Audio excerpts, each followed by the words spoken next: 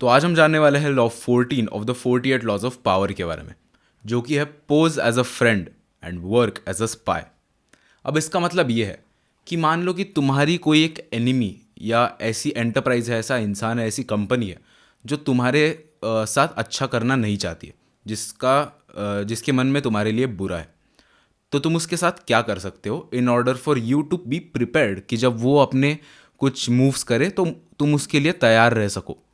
One thing which you can do is तुम तुम्हारे किसी दोस्त को या किसी इंसान को उसके साथ कनेक्ट करा सकते हो एंड टू गेट हिम और हर इन टू देयर इनर सर्कल, जो करके उनको लगेगा कि ये इंसान जो तुम्हारा दोस्त है वो उनका मतलब एक कोर मेंबर है, हम इसको चीज़ें बता सकते हैं।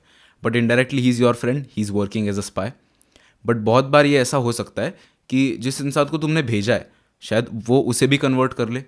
सो the best thing for you to do is to you yourself get involve with them, show them कि मैं तुम्हारा अच्छा ही चाहता हूँ, let's say I have changed या जो कुछ भी हो गया है, and gain their trust and you can be prepared जब भी तुम पे कोई चीज़ आ रही है।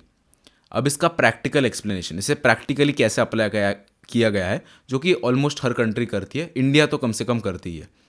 सो तुमने वो मूवी देखा होगा शायद से, राजी राजी नाम है उस मूवी का, आलिया भट्ट जिसमें।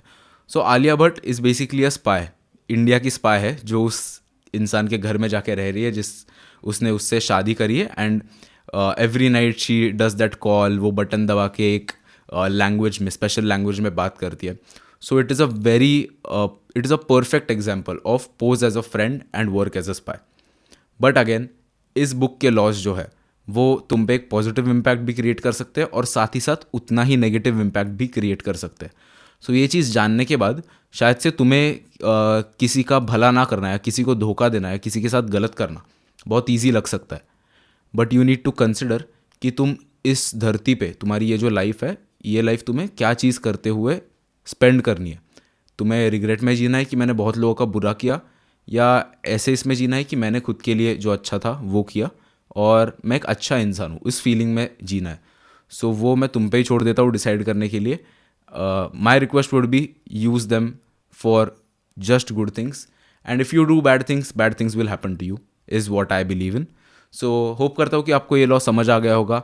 अगर और कोई क्वेश्चन है इसके बारे में तो तुम कमेंट सेक्शन में मुझे पूछ ही सकते हो, और ऐसे एक्सप्लेनेशंस के लिए ग्रो विथ विक्रांत को सब्सक्राइब भी कर सकते हो। Thank you.